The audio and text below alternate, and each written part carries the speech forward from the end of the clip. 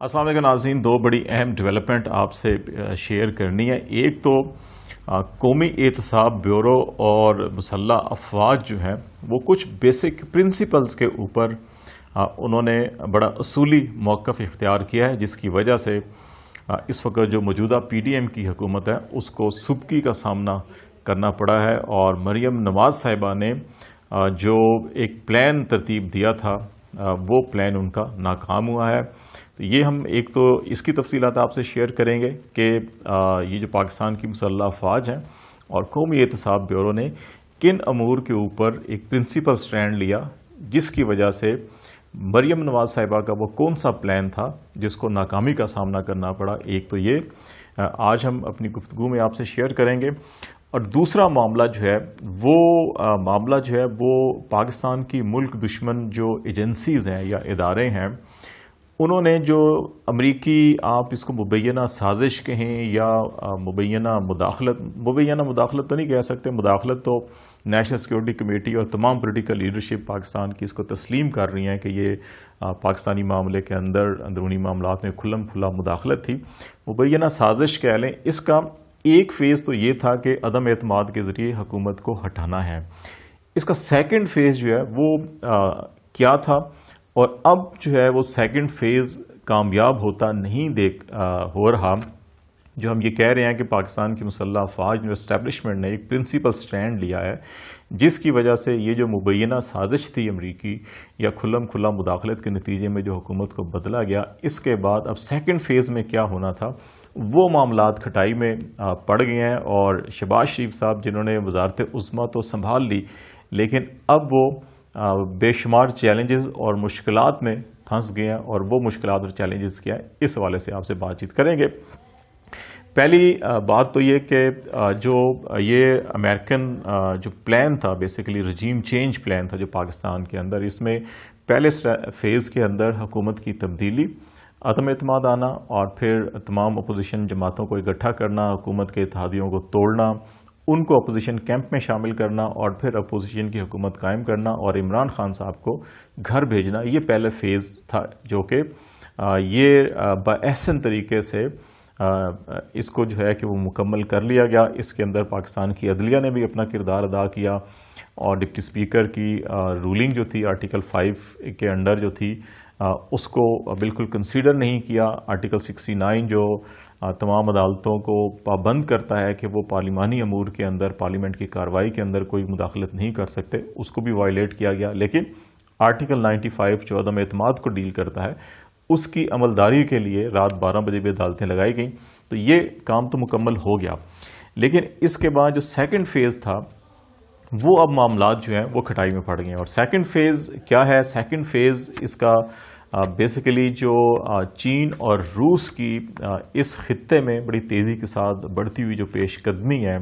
वो उसको रोकना, और इसको रोकने के लिए जो अफ़गानिस्तान की सरज़मीन और वहाँ पे जो दहशतगर्द तंजीमें जो मशरक़ वस्ता के मुख्तलिफ़ इलाकों के अंदर सरगर्म है, अफ़गानिस्तान और पाकिस्तान के अंदर भी बहुत से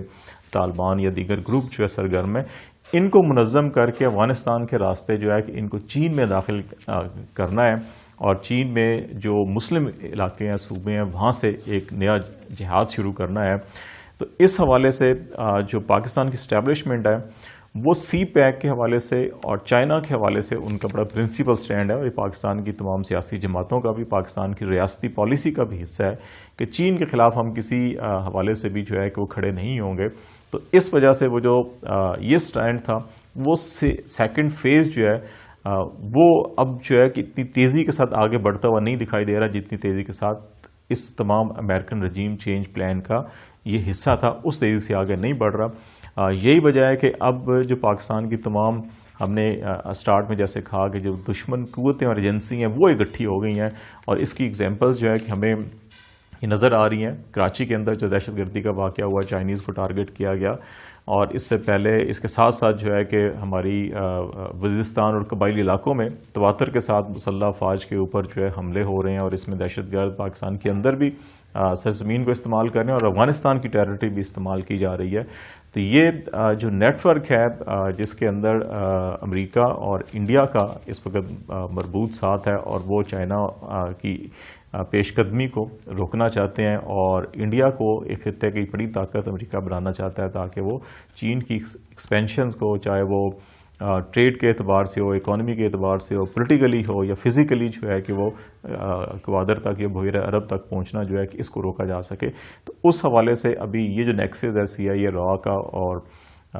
موساد کا, انہوں نے یہ ایکٹیویٹیز شروع کی ہیں اور ان ایکٹیویٹیز کا خدشہ یہ ہے کہ آئندہ آنے والے ہفتوں مہینوں کے اندر شاید یہ بڑھ بھی سکتی ہیں. لیکن اس وقت جو پاکستان کی انٹیلیجنس ادارے ہیں اور جو باقی تمام صوبائی کاؤنٹر ٹیررزم کے ادارے ہیں, ان کے اندر ایک بڑی مربوط اسٹریٹجی کو اثر نو اس کو ریویو کیا جا رہا ہے. اور یہ جو تاثر دیا جا رہا ہے کہ شاید ہماری اسٹیبلشمنٹ یا فوج یا انٹیلیجنس ایجنسی جو سیاسی معاملات کے اندر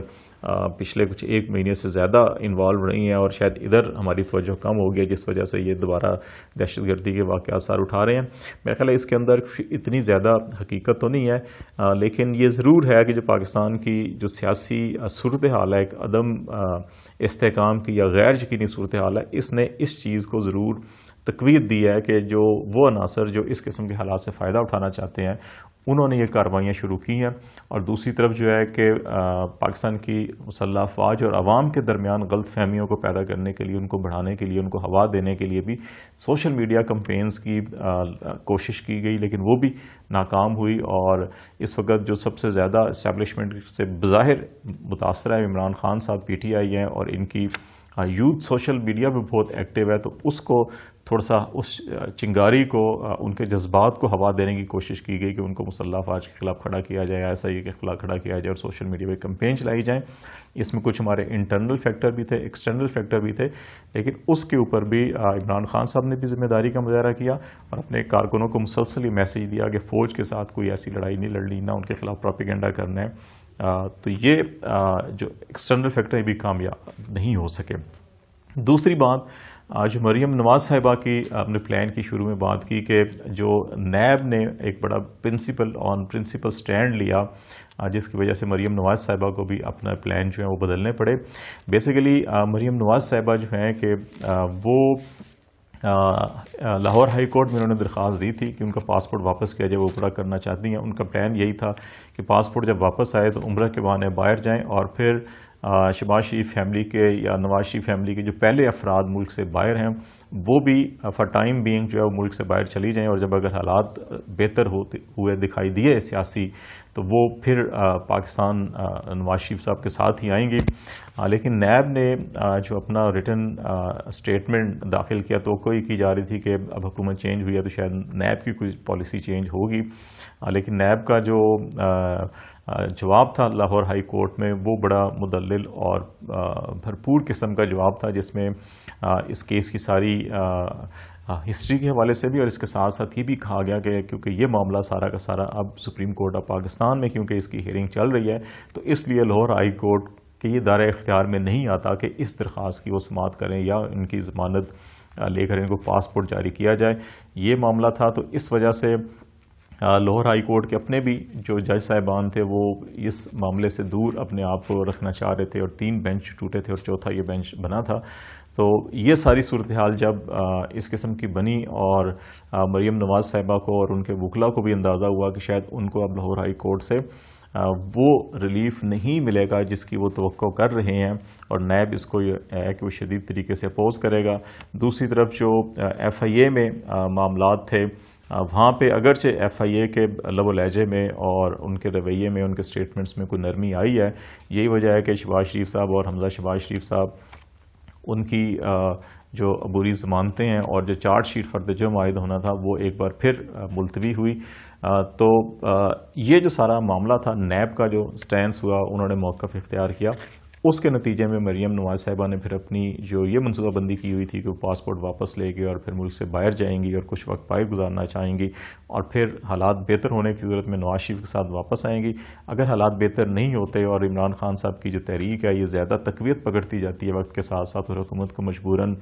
الیکشن اناؤنس کرنا پڑتے ہیں تو شاید پھر وہ فار ٹائم بینگ جو ہے کہ لندن میں یا بیرون ملک ہی قیام کو ترجیح دیں، تو وہ منصوبہ انہوں نے چینج کیا. ابھی وہ پاکستان میں ہی رہیں گی اور پھر کسی مناسب وقت کا انتظار کیا جائے گا کہ جب وہ دوبارہ جو ہے کہ